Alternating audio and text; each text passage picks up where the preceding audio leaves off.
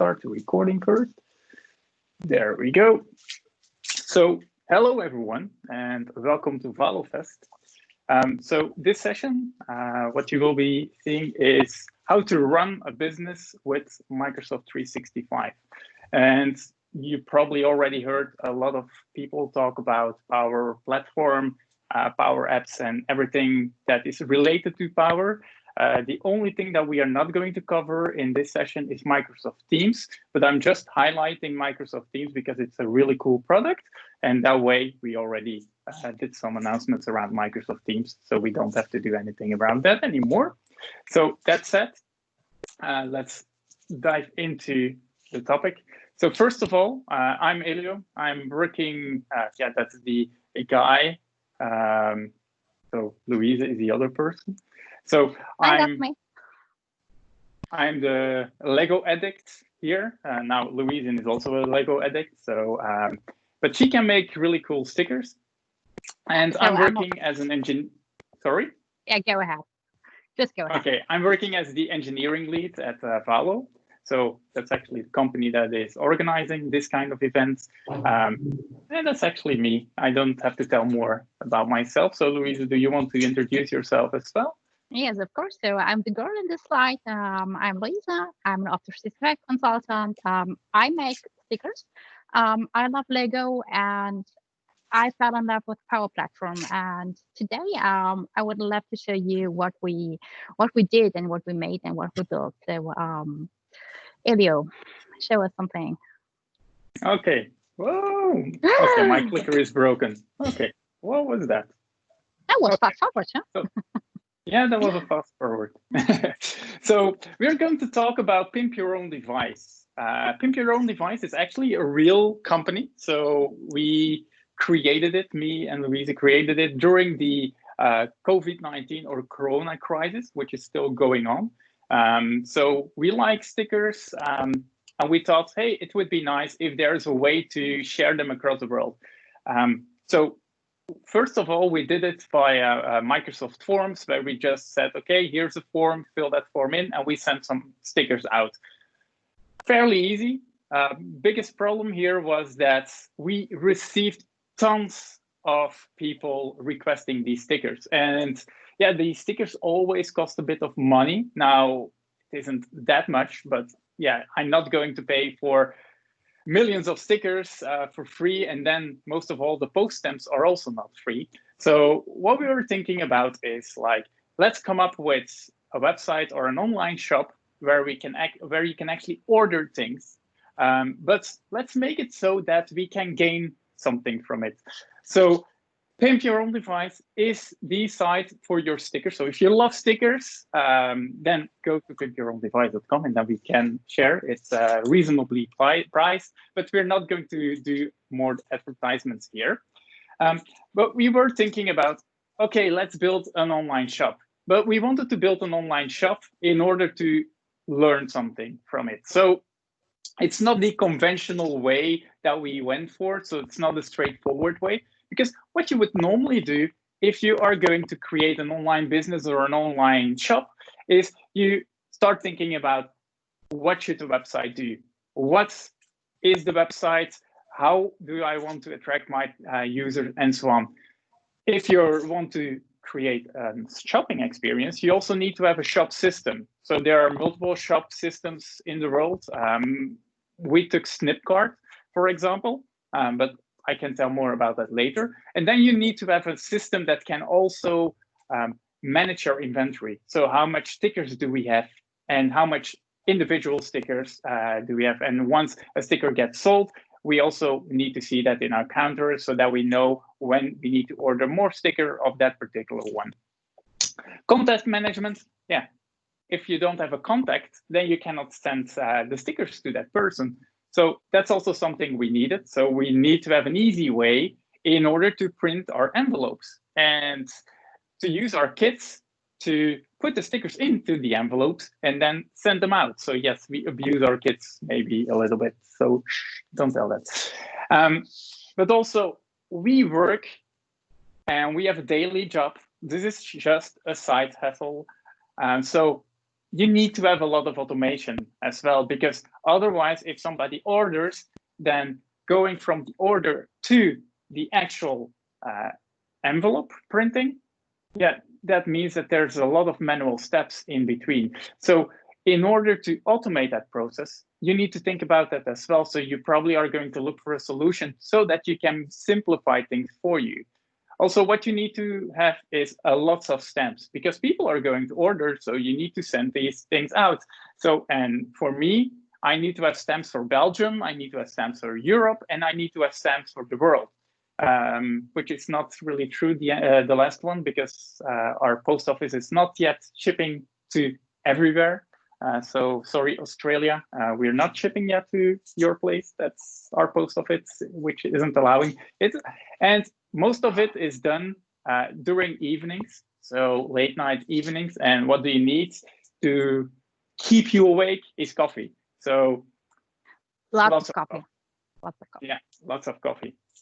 So if you take all of this into account and you want to start, how do you start? The standard way. First of all, you start with creating a website. Then you purchase, most of the time you purchase it because it's an offer that they do, is a shopping system, and that integrates inside your site.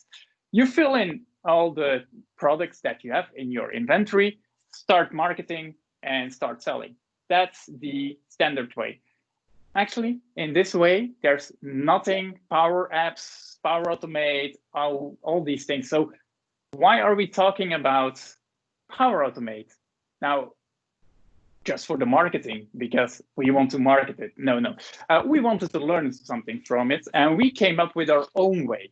So what we wanted to do is we wanted to actually find out where the power of Power Automate actually was. So to see what are the limits of Power Automate, and in order to find out limits, most of the time I come up with my own hobby projects, and that's why we created this kind of project, which is not a hobby project anymore because it's quickly got out of hand. So now it's actually a real product or a real website where you can actually buy things on it. But we start thinking about how can we use this website to gain knowledge from it. So if Microsoft releases something on the Power Platform, how can we retrieve information? How can we retrieve knowledge? So we started thinking about what are our business cases? Like we need to have an inventory, we need to have contact management, all these things. So how can we facilitate these things with the tool set that Microsoft gives us? So I'm a developer. Luise is a maker, as she calls herself. So together we were a really good combination of co-create our solution, because I don't know anything about the data or where we are going to store the data. And then I can focus on the website building. So that's the thing that I love to do. And that way it's easier for me as well to connect these systems together. So once we connected all the systems, then we could start selling our stickers. And still the website is a piece of, it's a progress. So every day we learn something new, every day it's progressing. So yesterday evening, we pushed out our review system. So that's also a really cool things system. You do actually just like a couple of hours before your presentation, you change everything. Did I get you right? We need to make it fun. Of course. So if we put a website in the middle of this slide, and it's actually in the middle, thank you, PowerPoint. What do we need? So first of all, our shopping system. Our shopping system is going to run on Snipcart. For Snipcart, that's an extension, or it's a website that we use for a shopping cart experience. There are multiple ones like Shopify and so on. Microsoft isn't offering anything like that, so we use Snipcart. Why? Snipcart is doing only the shopping experience, and it has multiple connectors, like somebody is buying something, and then it can call an API from us in order to specify, hey, there's somebody that actually bought something. And we can also call Snipcart and so on. So it's very flexible, and it's very lowly priced. Besides that, we needed to have an inventory. So the inventory is managed on SharePoint, or at least in the beginning. So we started with SharePoint because we all love SharePoint, and a list is very easy, so we can just put it there. And then we also have a Power Apps. Power App, that's something Luise is going to talk about, why and how we are using it. But basically, it's for managing something. Power Automate, because we want to automate things. Because yes, it's a side hustle and we spend some time in it, but we don't want to spend time during our daily work in it. So and if we want to then spend time on it during our evenings, yeah, it needs to be very fast. So what do we use with Power Automate? Actually, Power Automate is our way to sync everything to OneDrive. And in OneDrive, we automatically create these envelopes. So the only thing that I have to do, or Luise has to do twice a week, is go to that folder in OneDrive, check the envelopes, and start printing them. Also, our website is a static website, so there's actually no database behind it. So that's also very good for hackers because they cannot hack our database. So everything is a static HTML file. So our data lives in that SharePoint library. So from the moment our site is getting recreated, that happens whenever you do a new order, because then our inventory gets updated, the site will get rebuilt and gets everything from the SharePoint environment in order to see how many stickers that we still have. And then from yesterday onwards, we have a reviewing system on GitHub. So you actually don't see it on that it's managed on GitHub. It's a system that I built, and if you put something in, it's pushing it to GitHub. But everything is just showing up on our website. So it's very seamless, but you see there are a lot of things in this picture that are maybe a bit non-conventional, as I would say, compared to how you would run a real business. But this makes it so that we can test out the business case and stretch the limits of Power Platform. So this way, you can see how you can actually use Power Apps or Power Platform in the non-standard way. Also, for our stickers, that's something we cannot automate, is our Lightbox. So we bought a Lightbox to take pictures from our stickers. So this is our fantastic Lightbox. It's, I think, 10 euros on Amazon.com. Comes with a couple of the inlays. And that's what we use. So each time we receive a sticker, we place a sticker in there, we take a sticker, and that's going to come on our website. Now, I talked a lot about Power Platform. I'm not sponsored by Microsoft to say that. No, Power Platform, it consists of multiple things like Power BI, Power Apps. So if you never heard of Power Platform, it's actually the umbrella. And underneath the umbrella, you see all these other applications that you could use. Now, Power BI is something we don't leverage yet. We're thinking about it so that we can see some analysis on how much and when are stickers being bought and so on. Still something that we want to spend some time on and learn something from it. So what we already use is Power Apps and Power Automate. So that's what you're going to see in these in this session. But like also the common data service is very, very important. AI Builder, that's something we are not yet working. Do you have some thoughts about using that, Luise? Yeah, I think so. Just like automatically detection of what is in this picture, so that we do not even have to describe those pictures. Just letting AI do this work as well. So yes, I can figure something out. Oh, that's cool. That's cool. And then we have data connectors. Data connectors is an easy way for you to get access to, for instance, Twitter. So it connects data together, and then you can leverage it inside Power Apps, for instance, or in Power Automate and all of these things.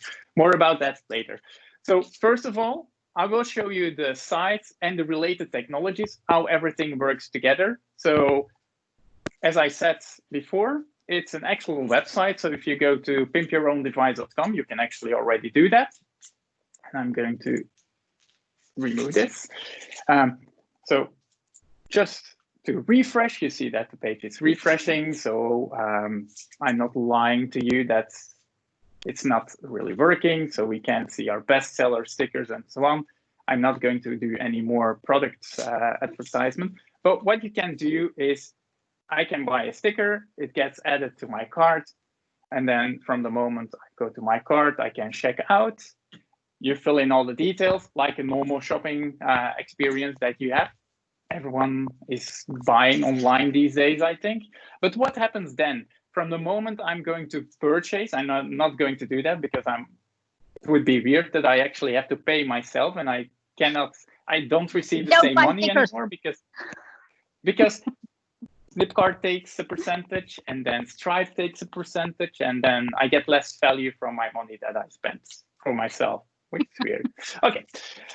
But what happens is Flipkart will get an alert and it will say, hey, there is somebody that actually bought something from you. And then our magic kicks in because the only thing that Flipkart is going to do for us, the platform does more, but we don't actually use the platform. It's actually going to call a flow from us. So it's going to say, hey, there is somebody that ordered something, and then we can retrieve all these values. So this is just some initialization. And in here, in Power Automate, we can get all the other orders and then retrieve the item, which is actually in our inventory. And I'm going to show that as well. Gets the sticker that is being bought, subtracts the number of stickers that are being bought, and adds a number of sold stickers so that we can actually see how many times it's being sold. And then we update the item. Once we did that, we are going to create a new item. That new item is actually our contact. So that way, so you see over here, this is my sticker website, and this is the order. And that's where we fill in all the details that we received from that person. At the end, you see processed. Processed just means that we already manually process this order. This is just for, did we print the envelope and did we put the stickers inside the envelope and post it? So by default, it's set to no, because we don't do that automatically. Maybe we need to buy a robot for that. Then once that is done, it sets some other things, but then the magic happens, or the automation happens here. We are going to automate the envelope creation. So we're using OneDrive for Business for that, because first of all, the action was only available for OneDrive for Business. It could also be that it's now available for SharePoint, but as it's now living in OneDrive, we're not going to change that. And it's a folder in my personal OneDrive and also in the one from Luise. So it's very easy for us now to just open that folder and then check the envelope. So the envelope, it's coming from a template. So we created a template and then we fill in all the details that you filled in inside the form. And that's going to create the envelope. So once you created the Word file, you actually need to create a file, convert the file to PDF if you want. So that's also something we do. Now, my printer doesn't like PDF for some reason. If it does PDF, then it prints it upside down. So we're actually using Word. I think, Luise, are you using the PDF files? Yes, I do, because my printer likes me.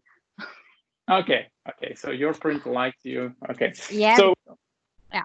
We end up with two files, a docx and a PDF file, and then we write a file. So that's the two files that we have.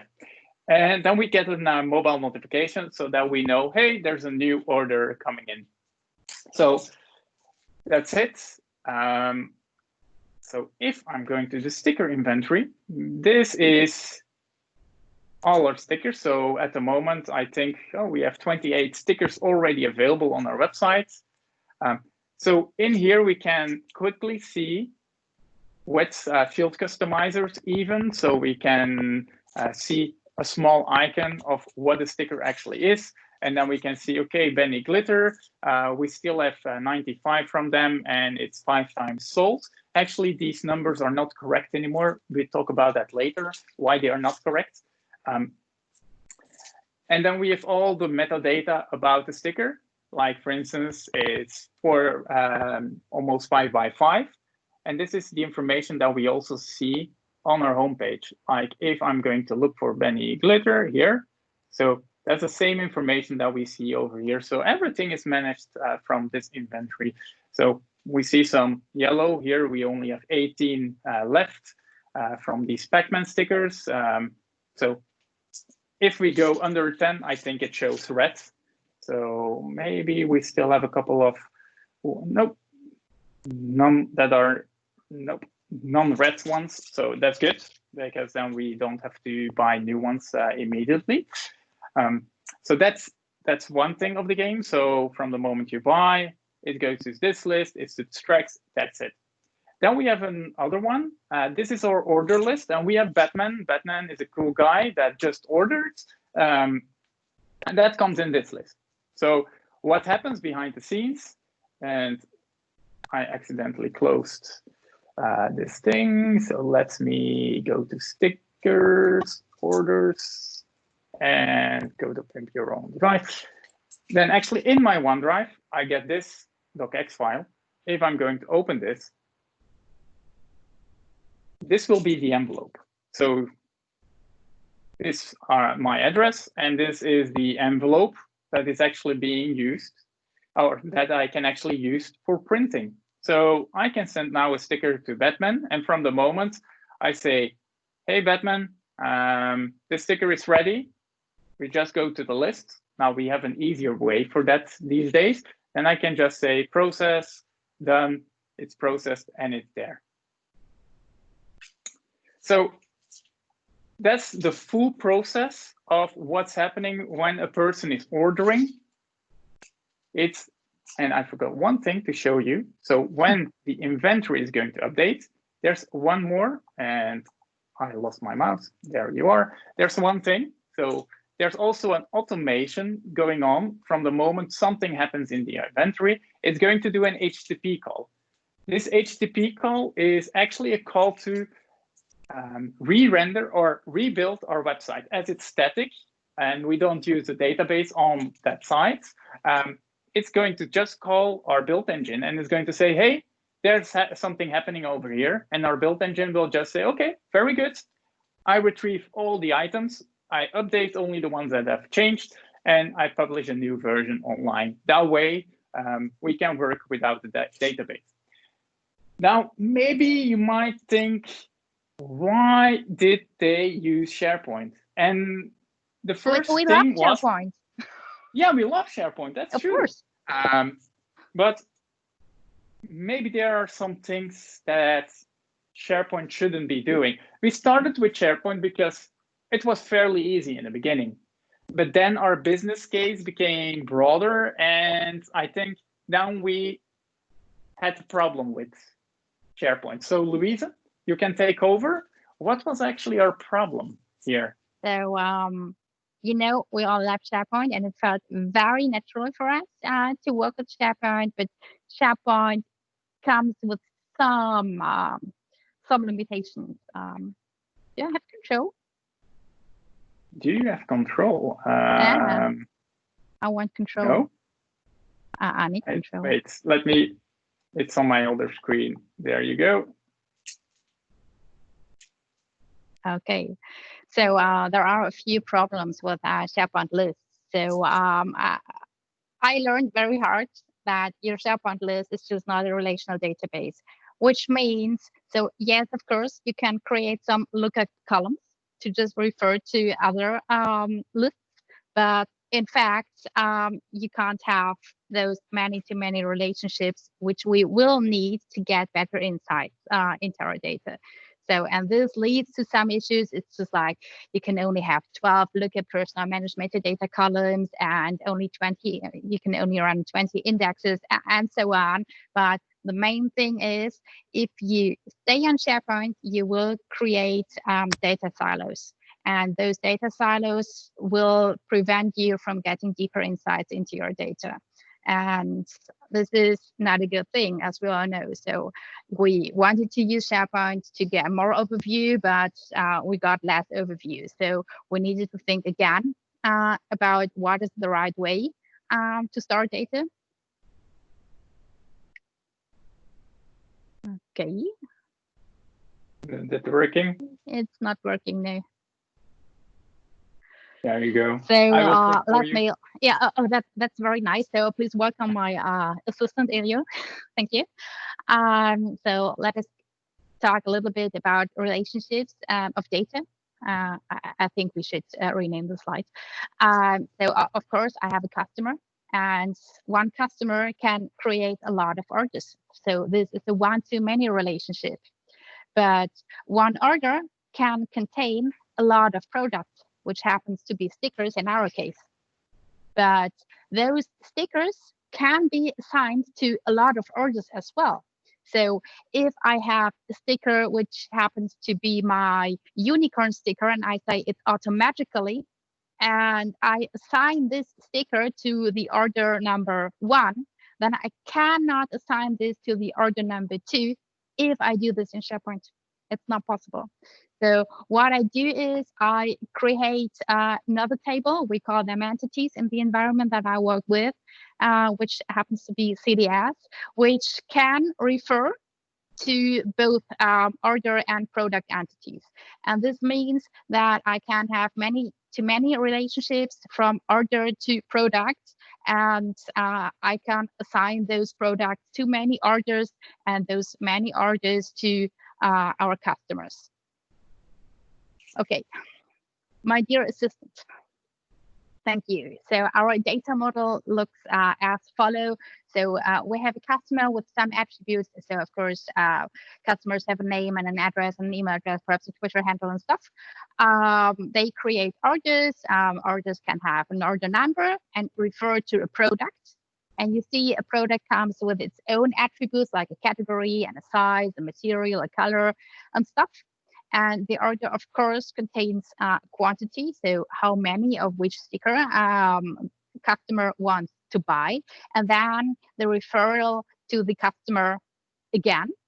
And this refers to my hidden intersect entity, which I call the order line. So it refers to customer and product, and we already talked about the product. So we need to look from two sides to get to this model, and perhaps your head is like it's exploding, but trust me, it's easier if you really make it and you really build it. But first, of course, we need to think about that. Elio, it's your turn. Like, it's still not working. No, it's not. So what is our solution if SharePoint is not the solution? I click. Solution is the common data service. So what is the common data service? And we have a beautiful slide for that. It's your turn. Yeah. So what's in the box? I think you do not need to animate this because we won't cover all of that. Common data service is based on the common data model, which goes back to an initiative of Microsoft, SAP, and Adobe to have just like a model how to exchange data across platforms. Common data service is using the common data model.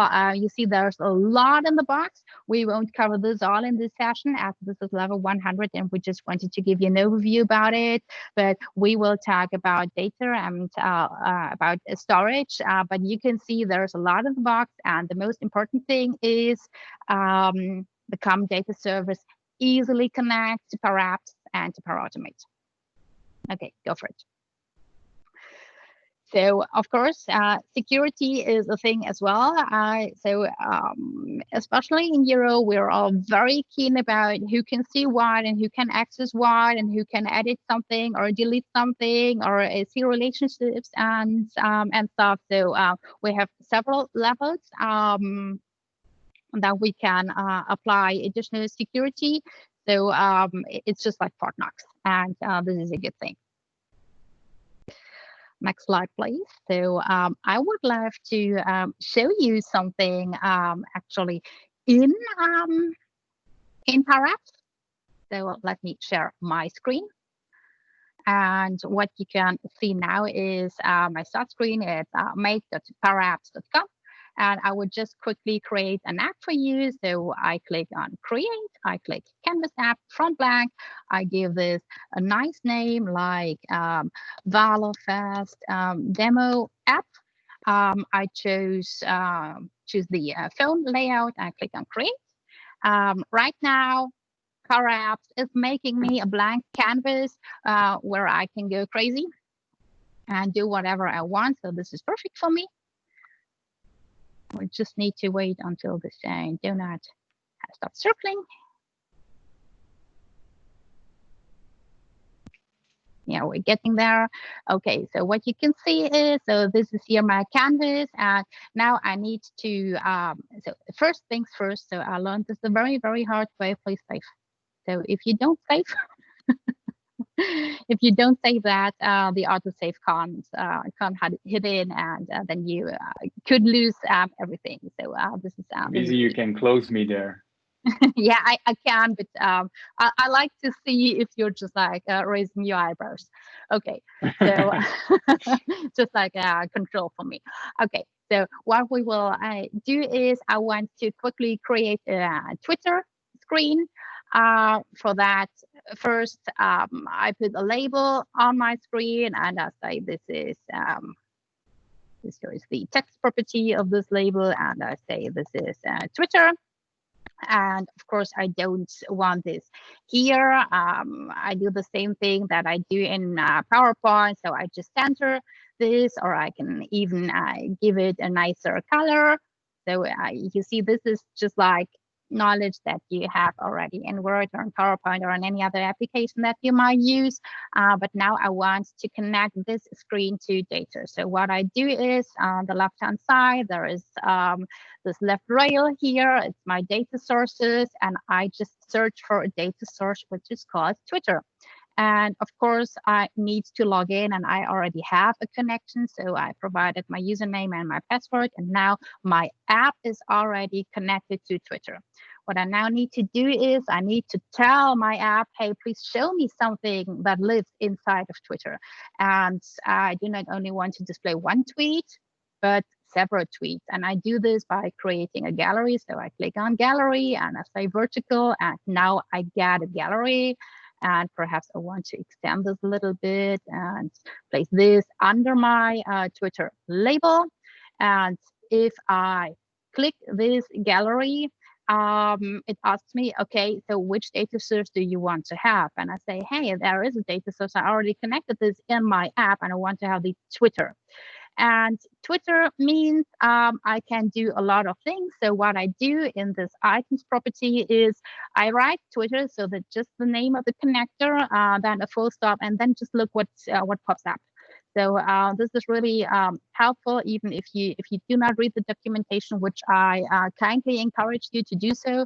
So I go for search tweet, just because I want to monitor a certain hashtag. And of course, it's Pimp Your Own Device. And this is our Pimp Your Own Device session. And I close my bracket. And now I already connected. But there is nothing showing off. Why? Because I did not define my fields yet. So I need to say, hey, okay, I have an image, I have a subtitle, and I have a title. What do I want to see where? So right now, it's just a sample. And what I'm going to do is this item, which always refers now to this row of my table, I want to have the tweeted by, which happens to be the username. And then I see, hey, the last tweet about Pimp Your Own Device is by Elio, and the second one is Valo Intranet. So this is a nice thing.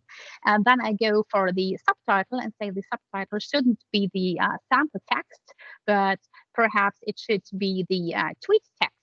So I just search for the tweet text. And now we have this here, and perhaps I want to extend this a little bit, and I do just draggy droppy something like this here.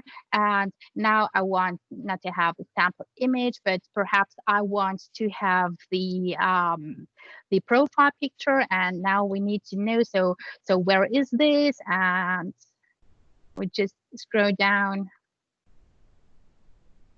and see it, user details, and again, a full stop, and where is that?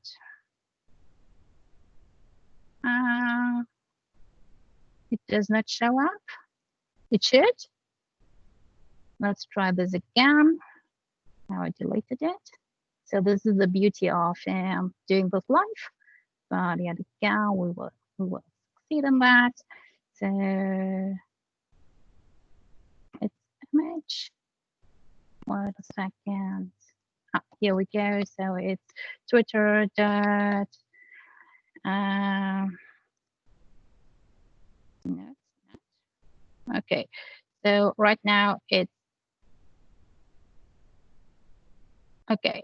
So it seems as if I don't find it right now. So I could read the documentation to do this. So please don't give up if you are at this point. But last thing that I really love to show you is I have this little arrow here, and I really want to open Twitter. I want to open this tweet when I'm in my app. So what I do is I say in the unselect property of my of this little icon, I just want to run a launch.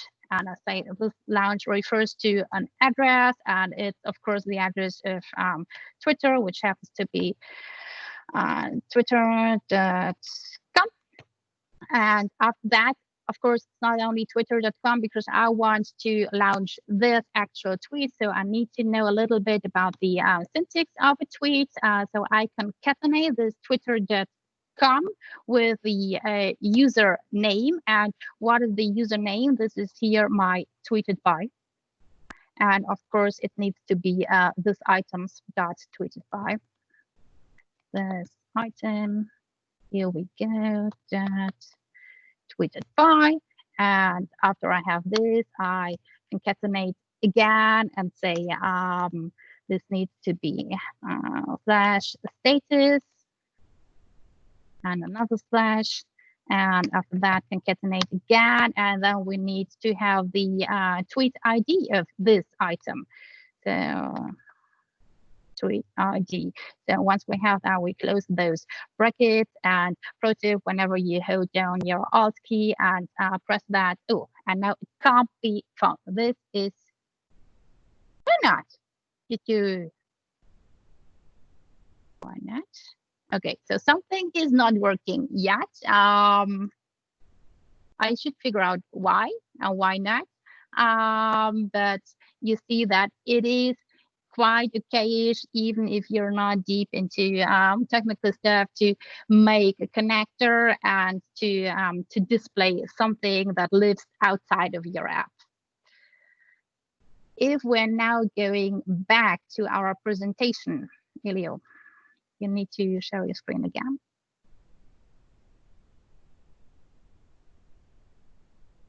This is nice, thank you.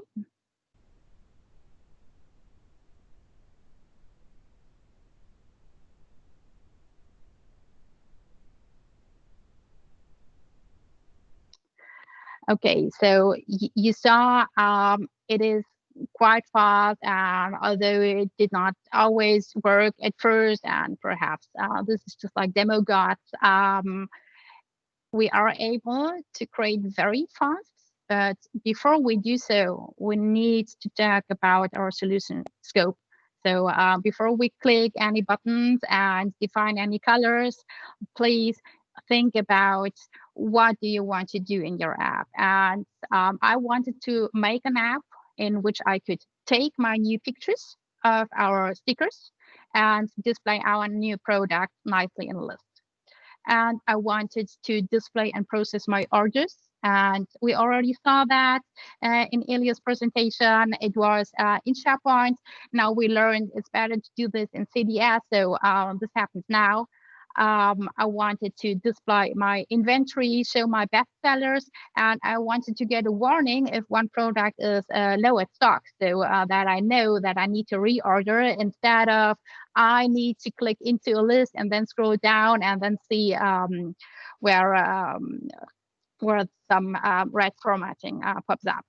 And this monitoring of Twitter, which I already showcased. Next slide, please. I love to say that. We should always do it like that. Okay, so next thing is we need to create our data model. As we already talked about it, if it's super flat, so if you do not have relationships and if you do not need to have fancy stuff, you can use SharePoint. So SharePoint is not evil. We love SharePoint, but we needed to have a relational database. So please use the common data services if you do so as well. Next slide, please. That's one. Perhaps you're familiar with that. So your app is a byproduct of your data. So we talk a lot about which tables do we need, which entities do we need, and do we need to have relationships, and where do you want to store that, and do we need to have additional security layers, and so on. So if you care properly about your data, you will end up with an app which is highly functional. So you will have good apps. So it could be that you have a lack of design or UI skills, but your app will work nicely. And if you don't care about your data and only care about the colors of your buttons, then you will have shitty apps. So think about it, because being a maker seriously means modeling your data is like 50% of your job. There's a lot of debugging, so reading carefully. Stepping away sometimes from your computer can help as well. And there's a lot changing colors. So I found a way to deal with that and not always change colors. But in the beginning, it felt like 30% was changing colors, and it's not that easy because.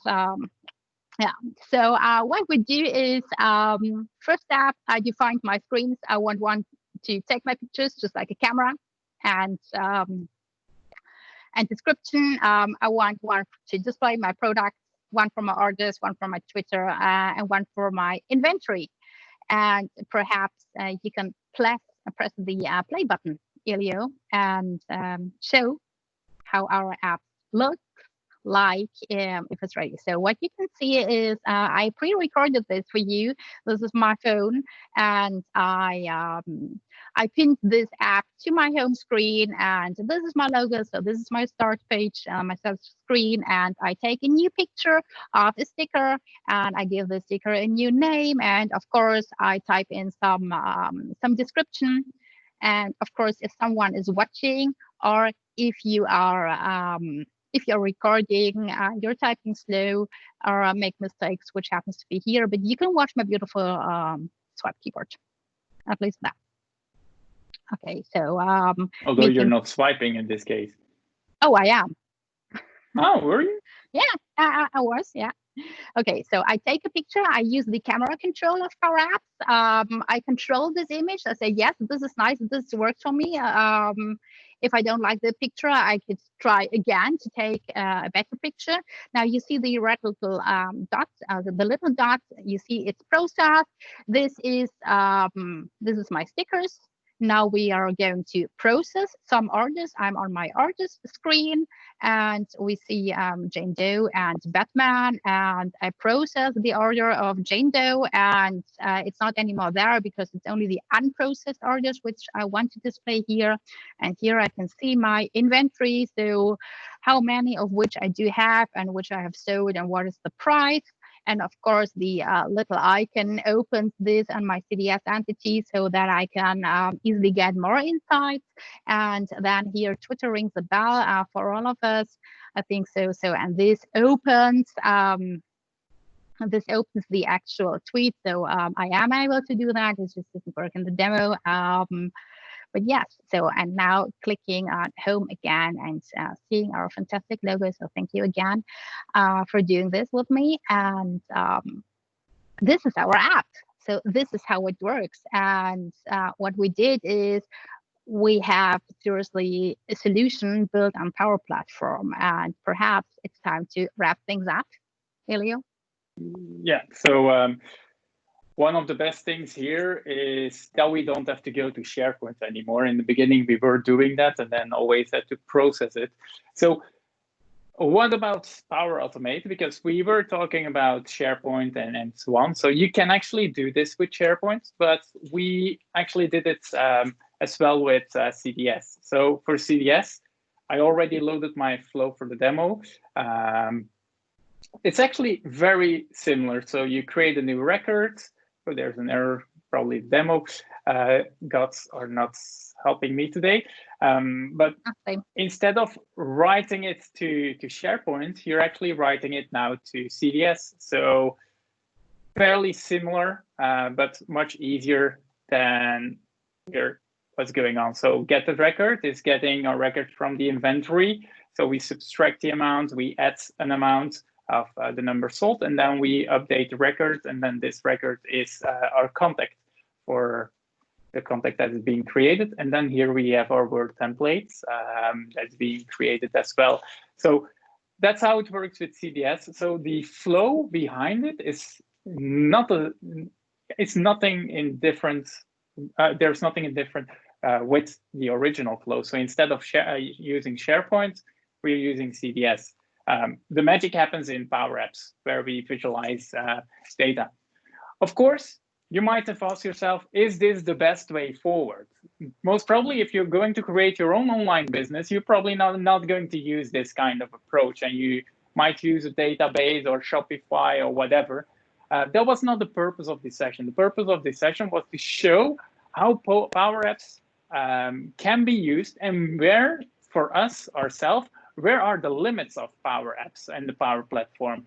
Like, for instance, Power Apps is great, but it also comes with a lot of complexity in your company, like technical debt that you create, who's going to maintain it, but also these things that if you create Power Apps and something fails, the debugging experience is not always the easiest. Like if I'm a developer, if I run into an issue, I can just put a breakpoint somewhere, run it, and then I can see what's going on. With Power Apps, it's not so simple. Power Apps, in our opinion, is great for small, medium businesses, but for real big enterprise businesses, it might be that you have to rethink it. And then Power Apps is maybe good for the minimal viable product. And from the moment you see that, hey, we can gain a lot of things from it, it can increase our productivity and whatsoever, maybe then speak with developers in order to make it easier to maintain your product and then support around it and whatsoever. So very important, inside your company, try to create a community around it, because developers and makers, they have to work together to work on the Power Platform, because you can easily go one step too far. Like, for instance, connecting the Microsoft Graph in Power Automate. You can do that, but is that the right way? In my opinion, it isn't, because there's so many actions that needs to be taken. Maybe if Microsoft releases an action for Microsoft Graph, yes, go forward with that. But if you have to specify 5 actions in order to do the authentication and then call Microsoft Graph, maybe we're doing something wrong. Maybe you have to include a developer in order to get that thing working, so that you can still use Power Automate, but call maybe an external endpoint from your developer that maintains it. And then it's only a one-time action and easier to support. So community is very important. Also, the community outside of your company for Power Platform is very important as well. So now we are going to wrap things up. So is running an online business possible, or an online shop possible with Power Apps? Yes, of course. You saw that. And yes, we can. Of course, and it's not only Power Apps that we use. We also use our static websites, and we cannot do it without Azure because it needs to be hosted and so on. Power Platform is capable to supporting various business needs. So in our case, we took it completely out of Microsoft and running that business, and even that is still doable. So yes, we can still do that, and Power Platform can still support it. And with Power Platform, we can actually focus on our core workloads, which actually are daily work, me being working for Valo, and Luise creating stickers for me. That's yeah, our this is daily actually what workloads. I do. Thank you. So, and then Power Platform can actually do the job for us, so that we don't have to think about these things. So with that said, I want to thank you all. I hope you learned something, and I hope you. Thank you, Louise, for being my co-presenter. And I hope you gained something from it, that you saw that Power Platform is more than only the platform within Microsoft 365. It can also be used outside of Microsoft 365, or maybe included in other platforms that you might be running inside your company.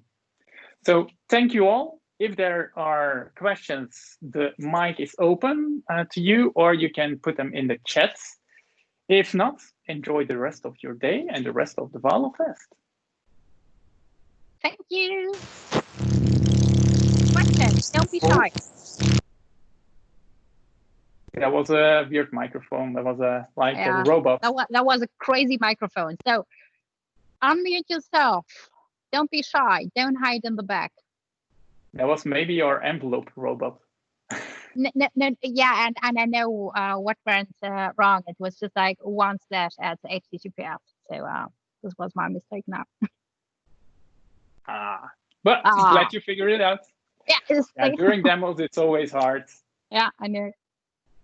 You never did that. No. Okay, so questions. I never typed slashes, so. No. That's good. Okay, so no questions. Thank you. I think they are mind blown. I will take this as a feedback. Thank you. Bye-bye. In that case, I'm going to end the recording and see you in the next session. Bye all. Bye-bye. Happy Valo Fest.